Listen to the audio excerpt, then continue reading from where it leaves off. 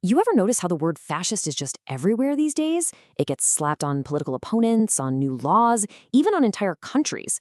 But what does it actually mean? Well, it turns out that really depends on who you ask. So how did we get here? How did one of the most loaded words of the 20th century just break apart to the point where we can't even agree on what we're fighting about anymore? To get our heads around this, we've got to go back in time a bit. The author of our source material, he takes us back to his college days, a time when fascism had a pretty clear, settled definition in political science. It wasn't just a random insult you threw around. It was a specific thing, a historical system you could point to in a textbook. So what was that original definition? All right, let's start right there with that original meaning, the one that was taught in universities for decades. This is our baseline, you know? We need to understand this before we can figure out how everything got so tangled up. Okay, the key word here, the one that would have been underlined in your old textbook, was corporatism. This was the economic engine of historical fascism. Now, it's not about big corporations like we think of today. The idea was that society is like a single body, a corpus. In this system, private businesses weren't shut down, nope, but they were forced to serve the goals of the state. So your factory, it was yours on paper, but its real boss was the nation. And this is how fascism sold itself as a kind of third way, something different from both capitalism and communism.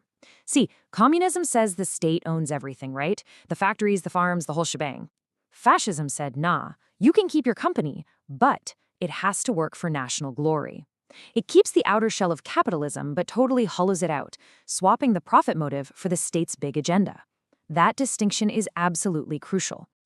So, if the definition was once that clear, what on earth happened? Well, over the last few decades, that single academic term just cracked right down the middle, leaving us with two completely contradictory definitions that most people use today. And boom, here it is. This slide lays out the entire communication breakdown. On one side, you've got what the author calls the normie view. For them, fascism is simple. It's Hitler, it's Nazis. And anti-fascism, that's the GIs who stormed the beaches of Normandy. But on the other side, you have the activist view. And here, fascism isn't some historical bad guy. It's the very structure of our society: borders, flags, tradition. And just look at the disconnect. The symbols of anti-fascism for one group are the literal symbols of fascism for the other. For the normie, this whole idea is just baked into the American identity. It's in the stories our grandparents told. It's in all those old war movies. During the Cold War, America saw itself as the world's #1 anti-fascist nation.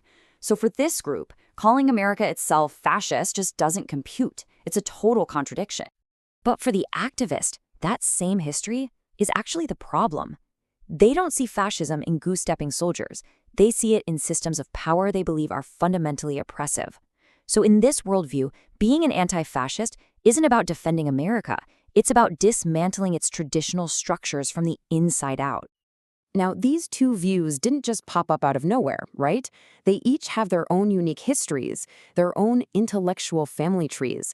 And if we want to understand why they're so opposed, we have to understand where they came from.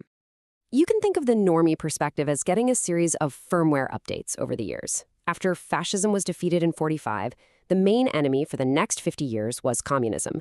Then, after 9/11, it became Islamist terrorism. Each update reinforced this core idea that America is the good guy, the defender against foreign evil ideologies. The activist lineage, though, it's drawing from a completely different library. Its intellectual roots aren't really in the fight against Hitler.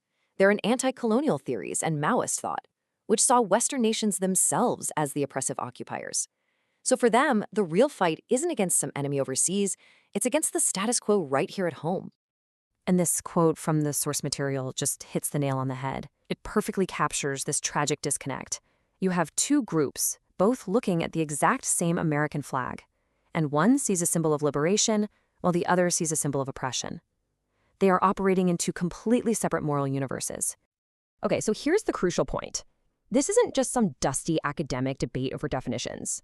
This war over a word has massive, real-world consequences for whether we can even function as a country. The #1 consequence is a total breakdown in communication. When one side screams, "We have to fight fascism," and they mean things like borders and tradition, and the other side hears, "We have to fight actual Nazis," Well, there's no common ground. There's no conversation to be had. We're just shouting at each other in different languages. And what fuels this breakdown is a deep sense of hypocrisy on both sides. The author points to what they call a NIMBY paradox, not in my backyard. They use this example. California is a state that talks a big game about inclusion, but its black population is only 7%, which is actually one of the lower rates in the US. And it's that perceived gap between what people say and what they do that just deepens the distrust and makes any kind of real dialogue feel impossible. The author uses this great metaphor. Think of the word fascism like an old skateboard. It used to be a specific thing, right? Built for a specific purpose. But now it's been totally repurposed. It's been emptied of its original meaning, corporatism, and it's been filled up with a bunch of new ideas. And now it's just used as a weapon in a totally different fight. And here is the ultimate mind-bending irony of it all. Both sides genuinely see themselves as patriots on a holy crusade. One group truly believes they're saving America from a kind of rising Maoist-style communism. The other group truly believes they're saving America from a rising Nazi-style fascism. Both of them think they're the real anti-fascists. Both think they're the true defenders of democracy. And their definitions are completely, totally irreconcilable. And that leaves us with a really, really unsettling question. Words, they're the glue that holds a society together. They let us debate, compromise, build something shared. But when a word as powerful and as important as fascism loses all its shared meaning, what happens to the glue? What's left to hold anything together?